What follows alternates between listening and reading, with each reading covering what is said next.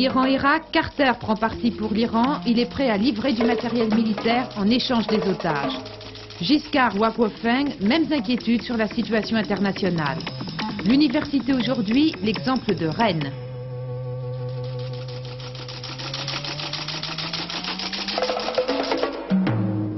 Madame, Monsieur, bonsoir. Le conflit entre l'Iran et l'Irak, qui s'enlisait dans une guerre d'usure, rebondit aujourd'hui. L'affaire des otages également, nous en reparlerons tout à l'heure. Politiquement d'abord donc, pour la première fois, le président Carter déclare que c'est l'Irak qui est l'envahisseur. D'autre part, le Premier ministre iranien, M. Rajai, est en route pour New York où il doit participer au débat des Nations Unies. Enfin, sur le terrain, l'armée irakienne continue de buter sur les troupes iraniennes qui défendent pied à pied les deux grands centres pétroliers d'Abadan et de Khorramshahr, dont la chute serait fatale pour l'Iran. Maurice Vertel. Khorramshahr brûle comme Abadan sous les coups de l'aviation irakienne. Mais Khorramshahr, non plus qu'Abadan, n'est prise. Les deux grandes villes du pétrole du sud de l'Iran sont peut-être encerclées, comme l'affirment les Irakiens, mais elles résistent, et ici, nous le constatons de l'intérieur. Il y a 24 jours que la guerre a commencé. L'armée irakienne, malgré ses victoires initiales, n'a pas fait de percée décisive. Aucune grande ville, aucun nœud de communication d'importance stratégique n'a été pris. Ce qui explique peut-être que l'Iran, reprenant confiance, donne les premiers signes qu'il acceptera de négocier. À la différence de ces dernières semaines, donc, nous voyons la guerre du côté iranien. Les combats, des combats de rue sont menés par les Pasdaran, les gardiens de la révolution, les civils qui soutiennent le mouvement islamique. Mais on n'a pas d'indication précise sur ce que fait l'armée de terre, peut-être en train de se réorganiser, de se reconstituer après les épurations révolutionnaires. Les pertes sont sévères, mais surtout les ruines sont impressionnantes.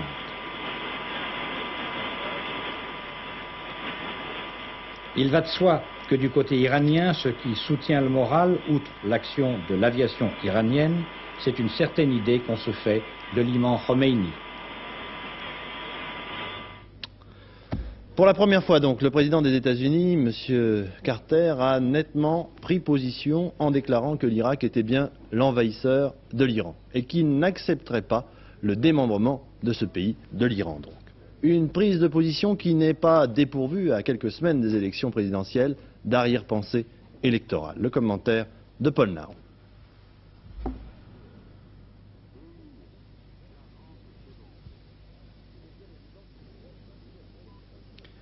Il est bien évident que ce geste obéit à des préoccupations électorales. En effet, Jimmy Carter, devancé dans les sondages par son rival dans la course à la Maison-Blanche, aimerait bien, et on le comprend, résoudre ce problème des otages avant la date fatidique du 4 novembre prochain. Pour l'instant, le gouvernement iranien se montre intraitable. Le Premier ministre, M. Rajai, sera d'ailleurs dans quelques heures à la tribune des Nations Unies à New York, et on pense évidemment à une entrevue discrète, secrète avec les Américains pour débloquer la situation. Je crois qu'il n'en sera rien, car le Premier ministre iranien est un dur, opposé à toute concession, et d'après la loi votée par le Parlement iranien il y a quelques mois, il lui est absolument interdit d'avoir des contacts directs ou indirects au sujet des otages. Ce sont d'ailleurs 7 parlementaires de Téhéran qui doivent statuer en ce moment sur le sort de ces otages, et d'après le dernier vote, 4 sur 7 de ces députés sont opposés à leur libération. Alors, quelle solution ? Il est évident que l'on pense depuis le début du conflit entre l'Irak et l'Iran à un échange, un troc, c'est-à-dire, si vous voulez, des pièces détachées pour l'armée iranienne, qui en a bien besoin en ce moment, contre la libération de ces otages. D'après ce que nous savons, l'armée iranienne reçoit du matériel militaire de la Corée du Nord, de la Syrie, de la Libye, mais ce matériel d'origine soviétique ne peut en aucun cas remplacer le matériel américain dont sont équipés les 2000 chars ou les avions de l'armée iranienne.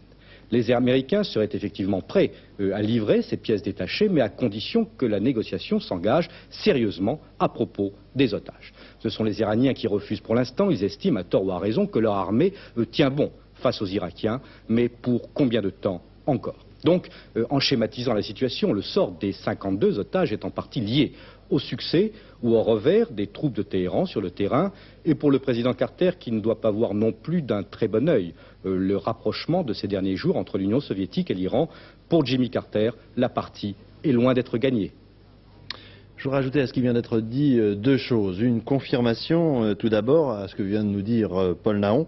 Monsieur Rajai, le Premier ministre iranien, ne rencontrera à New York aucun officiel américain. Deuxième information, elle, nous est parvenu à l'instant, une chaîne de télévision américaine vient d'annoncer que des négociations étaient en cours pour obtenir la libération des 52 otages en échange de pièces détachées pour l'armée iranienne, pièces détachées américaines bien sûr, car le matériel de l'armée iranienne est essentiellement américain. Bien que les officiels américains démentent, la chaîne de télévision américaine ajoute « L'avion du président des États-Unis, Air Force One, se tient prêt en ce moment même à emmener M. Carter vers une base de la côte est des États-Unis pour y rencontrer les otages dès leur retour. » Et confirmation de cette impression que quelque chose bouge dans cette affaire des otages, le secrétaire d'État, M. Edmund Muskie, a laissé entendre ce soir que les États-Unis pourraient fournir du matériel militaire à l'Iran si les 52 otages américains étaient libérés, et les sanctions seraient levées automatiquement si nos otages, a dit M. Muskie, regagnaient les États-Unis. Dans ce contexte de tension internationale, une visite remarquée aujourd'hui, celle de M. Babrak Karmal à Moscou. Le président de l'Afghanistan a été reçu par le bureau politique au grand complet et avec tous les honneurs habituellement réservés aux plus importants chefs d'État. Accueilli aussi, on l'a remarqué, par un M. Brejnev qui avait l'air en très grande forme, comme vous allez pouvoir le constater sur ces images.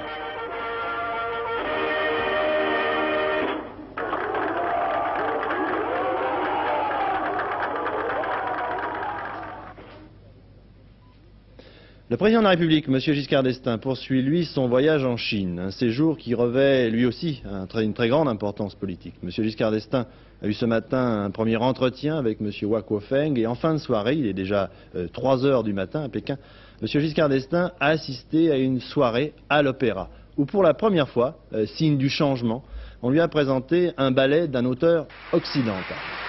Hier, quand un chef d'État étranger arrivait en visite officielle à Pékin, les dirigeants chinois lui offraient en guise de spectacle l'inévitable ballet du détachement féminin de l'armée rouge.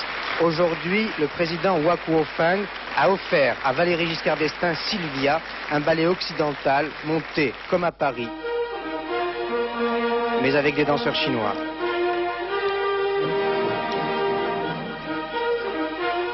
Sylvia de Léo Delibes, du jamais vu à Pékin.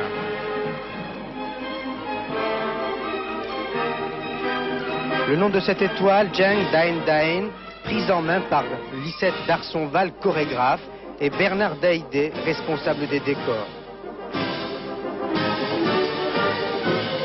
Un bel exemple de coopération culturelle entre la France et la Chine, mais aussi un symbole. Et quel symbole? Un coup d'œil vaut 100 discours, c'est un vieux proverbe chinois. Cette belle Sylvia aux yeux bridés illustre d'une manière éloquente la Chine nouvelle que Valéry Giscard d'Estaing découvre. Hier, les chefs d'État étrangers en visite à Pékin repartaient sans avoir vu la cité interdite où vivaient, où régnaient les empereurs chinois.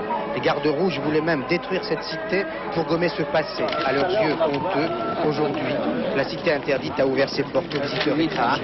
Là aussi un symbole éclatant, les successeurs de Mao Tse-tung ne renient plus ce passé impérial qui constitue désormais un long chapitre de l'histoire chinoise. Ils estiment que la Chine, avant Mao, existait déjà, même si elle était gouvernée par des princes et princesses. Ainsi, en quelques heures, Valéry Giscard d'Estaing a pu mesurer les changements spectaculaires qui se sont produits en Chine. Les lambris des palais impériaux sont chaque jour astiqués et l'art occidental n'est plus considéré comme un art décadent.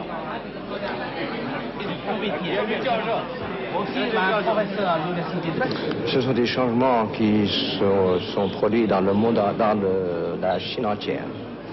Et je crois qu'au cours de votre voyage, vous verrez des changements encore plus profonds, peut-être dans les parties retirées de la Chine, n'est-ce pas, que Pékin. Pékin est une vieille ville. Il y a beaucoup de choses qu'on ne peut pas détruire, qu'on ne peut pas moderniser, n'est-ce pas, comme on le voudrait. Par conséquent, c'est une chose plus difficile à faire à Pékin que dans les autres villes de province. Les changements vont encore s'accélérer, changements culturels mais aussi politiques. Le pouvoir n'est plus éternel, le pouvoir n'est plus absolu. Hier, le Parti communiste chinois régnait sans partage. Aujourd'hui, le gouvernement a son mot à dire. Hier, Hua Kuo-feng était président du Parti communiste et Premier ministre. Il reste président, mais c'est un autre homme, Cao Ziyang, qui est à la tête du gouvernement. Attitude réaliste, attitude pragmatique, qui a impressionné Valéry Giscard d'Estaing et qui marque aussi la politique étrangère de la Chine. Fini les anathèmes contre l'Occident. Pékin montre aujourd'hui un réel désir de coopérer avec la France et l'Europe de l'Ouest.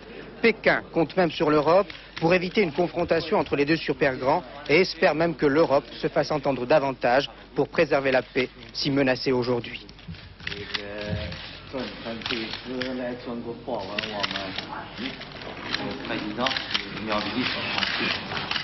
Si la politique tient une grande place dans ce voyage du président en Chine, l'économie est loin d'être absente. Et la France essaie de se faire une place dans le secteur du pétrole. Elf Aquitaine est en train de procéder à des forages en mer de Chine. Un reportage de Georges Bortet. Dans le port de Tanggu, en Chine, on met la dernière main aux préparatifs d'une plateforme pétrolière qui va faire des forages en mer. Rien d'anormal à cela, la Chine, sans être l'Arabie Saoudite ou l'Irak, se sent une vocation pétrolière. Ce qui est nouveau, c'est qu'une compagnie pétrolière française participe à ces recherches. Ce qui est nouveau, c'est qu'ici travaillent et des Français et des Chinois. Français et Chinois partagent tout, dans une sorte d'enthousiasme, de fraternité d'armes. Ils partagent les frais, les risques. Et demain, si ces forages réussissent, ils se partageront le pétrole.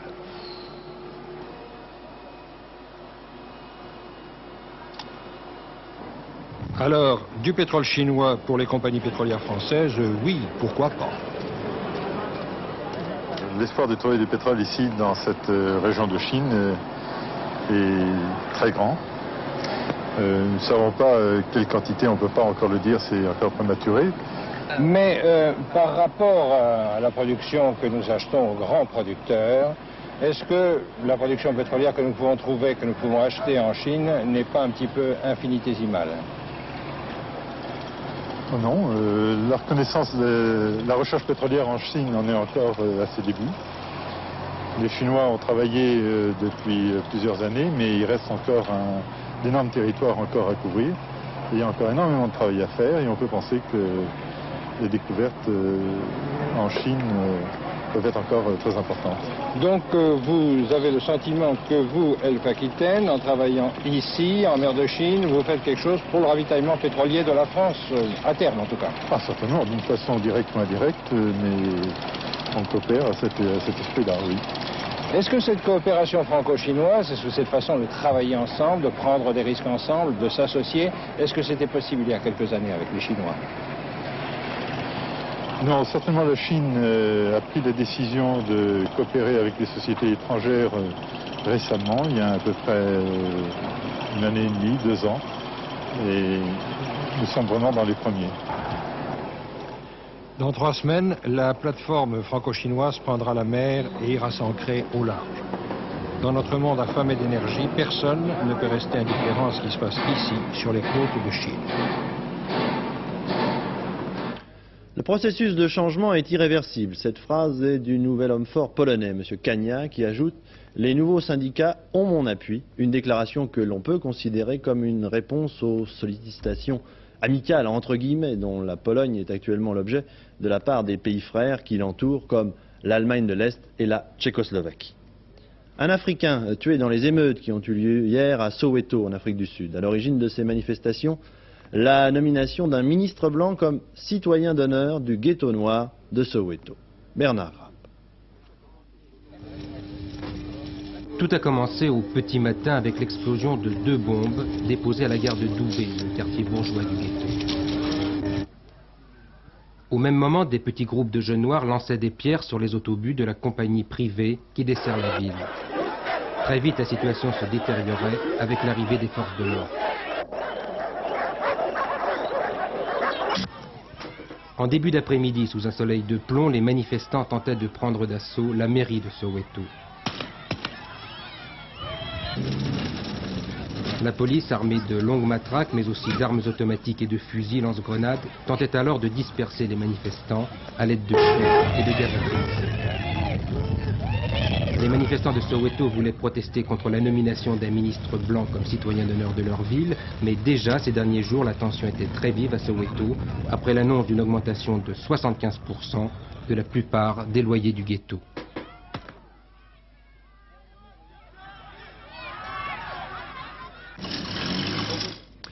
Cérémonie à la mémoire des victimes de la rue Copernic ce soir à la Grande Synagogue de Paris, alors que cet après-midi même, l'ambassadeur d'Israël en France avait été reçu par M. Raymond Barre afin d'aplanir certains malentendus de ces derniers jours, dit-on, du côté israélien. Il s'agit vraisemblablement des propos assez durs pour la France tenus par le Premier ministre israélien, M. Begin. Ce portrait robot que vous voyez, celui de l'homme à la moto au passeport chypriote volé, recherché par la police française comme étant le poseur de bombes de la synagogue de la rue Copernic. La diffusion de ce portrait signifie-t-elle que la police manque de pistes ou qu'au contraire, elle est sur les talons du terroriste? Pour l'instant, les policiers affirment qu'ils n'ont guère d'indications.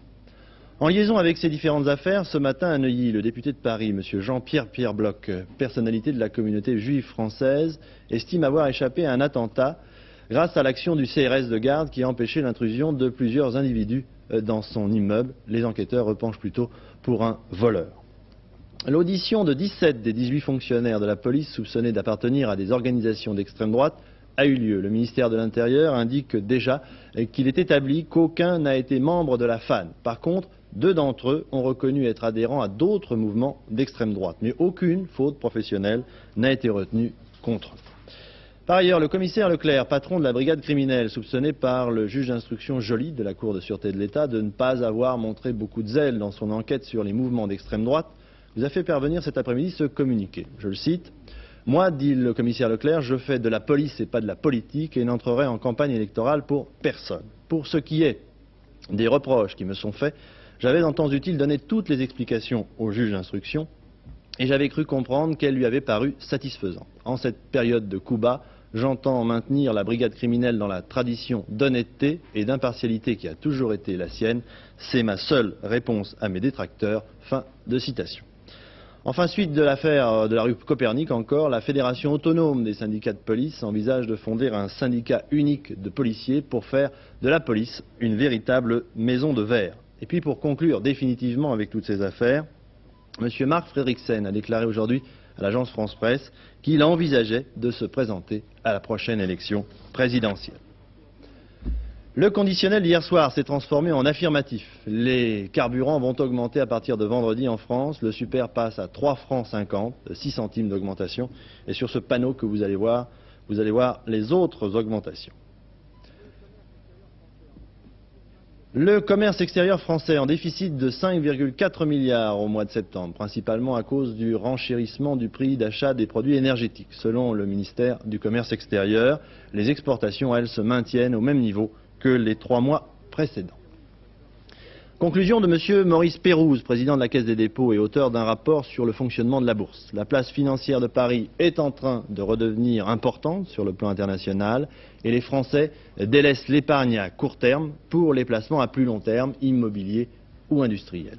Philippe Sassy. C'est Napoléon Ier qui a décidé la construction de la bourse appelée Palais Brognard du nom de son architecte et c'est le temple de Vespasien à Rome qui a servi de modèle au temple parisien de l'argent.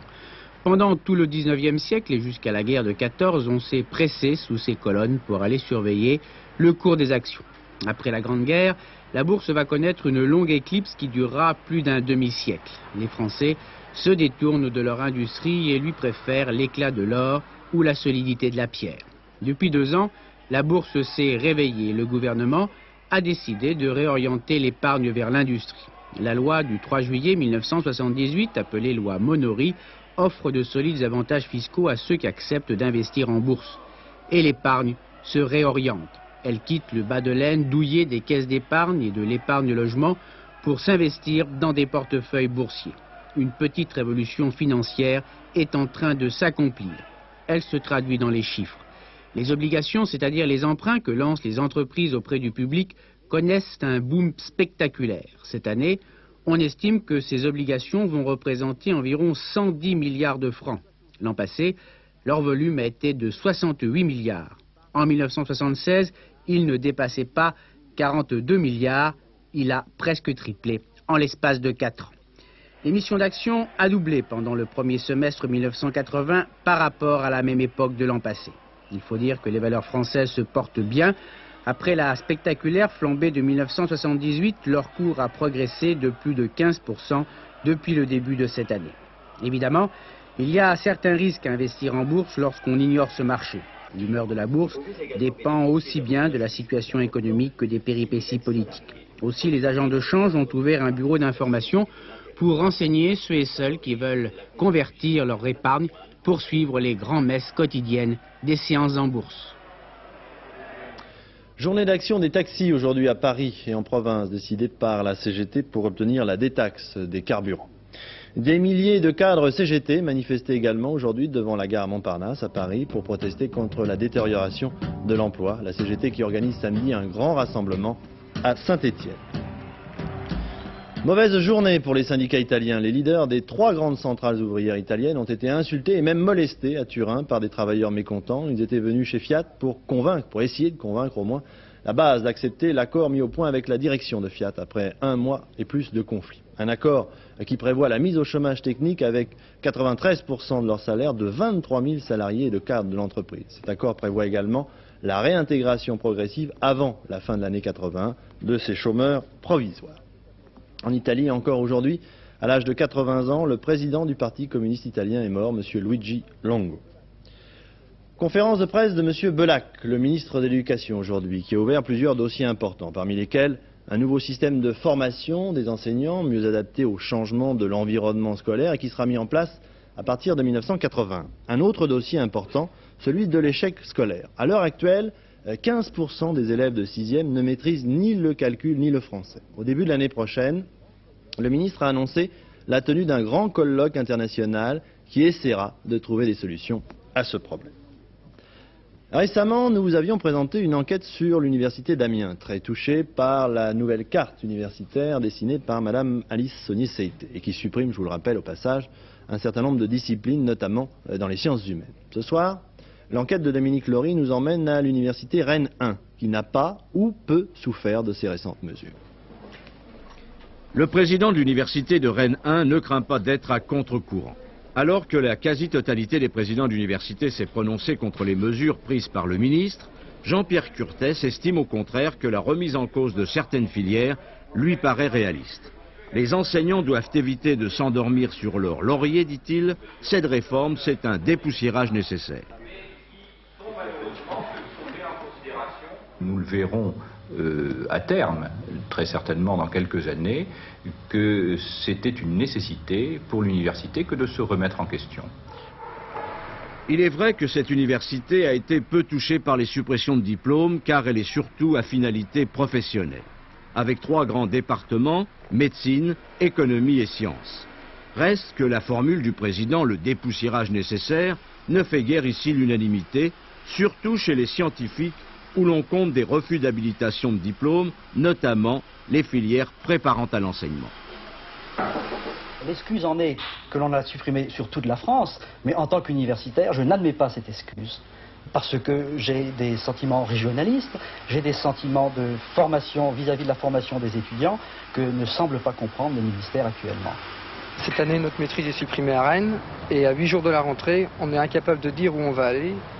On risque de rencontrer quand même pas mal de problèmes et on nous propose des solutions qui sont assez bâtardes, ce qui équivaut, si j'avais commencé des études de maçon, à me retrouver soit comme carreleur ou électricien. À l'Institut de gestion, la nouvelle carte universitaire ne préoccupe guère les étudiants. Pas d'inquiétude pour l'avenir, pas de difficulté pour trouver un emploi. Certains sont déjà en stage dans les entreprises. Et le directeur, tout en approuvant les propos du président, ne cache pas que cette réforme comporte tout de même un certain risque. Les procédures qui sont mises en route risquent de concentrer une nouvelle fois un certain nombre de formations de haut niveau dans la seule capitale de la France, c'est-à-dire à Paris, et de vider des régions entières d'un certain nombre de formations et par conséquent de déterminer une exode des cerveaux qui appauvrira une fois de plus les provinces et notamment des provinces comme la Bretagne. Inquiétude partagée par des chefs d'entreprise de la région pourtant favorables à la réforme et bien sûr à des universités à finalité professionnelle. Il va de soi que si cette réforme devait aboutir à un exode et des universitaires et de nos étudiants à Paris, le but ne serait sûrement pas atteint et que ce serait la condamnation à mort de la petite et moyenne entreprise en Bretagne qui risquerait de redevenir un atelier au service de la France. Au contraire, réplique le président, ces mesures renforcent la région à condition que l'université ne fabrique plus de chômeurs. les universités comme les entreprises doivent être compétitives. Il est indispensable pour nous que nous ayons un esprit grande école dans l'université et que l'on pense que la concurrence existe et que la concurrence existe non seulement au sein de la communauté française et des universités françaises et des grandes écoles, mais également avec l'étranger. Demain soir, une grande première à l'Opéra de Paris, la création de Dardanus, un opéra de Rameau. Un événement à double titre. D'abord, c'est la première grande création du nouveau patron de l'opéra, Bernard Lefort. Ensuite, cet opéra n'avait pas été joué depuis plus d'un siècle. Un reportage d'Hervé Claude.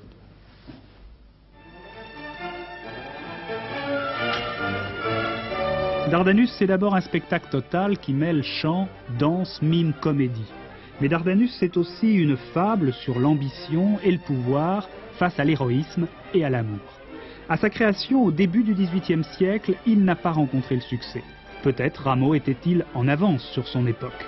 Alors il ne désavouerait sans doute pas cette nouvelle version résolument futuriste. Nous avons utilisé des moyens d'aujourd'hui, des moyens modernes, mais qui situent en même temps la situation et l'action suffisamment, d'une manière, je pense, exemplaire comme pour pouvoir en tirer de ces travaux les conclusions de type social, spirituel, même politique, qu'on peut en tirer aujourd'hui des œuvres du passé. On va dire c'est du Lavelli, c'est plus du Rameau. Non, je crois que ça serait faux, parce que nous aimons suffisamment cette musique pour avoir voulu vraiment la servir jusqu'au bout, pour pouvoir traduire ces sentiments.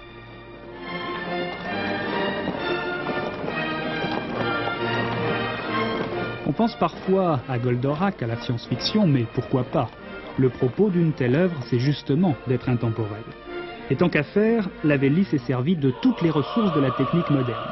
Les chanteurs s'envolent dans les airs ou jaillissent du plateau, les illusions d'optique sont permanentes, jusqu'à un monstre en baudruche de 15 mètres de haut qui se gonfle à vue au beau milieu du 4e acte. Pendant 3 heures, Dardanus nous plonge dans le rêve.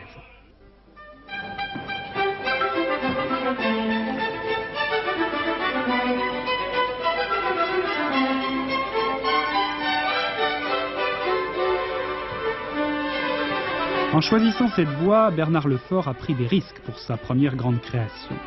Mais il dispose d'atouts solides. Les formidables moyens techniques de l'opéra d'abord, et des chœurs de très grande qualité. Et puis c'est devenu une habitude à l'Opéra de Paris, la distribution rassemble quelques-unes des principales stars internationales du lyrique, Federica von Staat, Michael Devlin ou Christiane Lapierre par exemple. Reste enfin l'atout majeur, la musique de Rameau.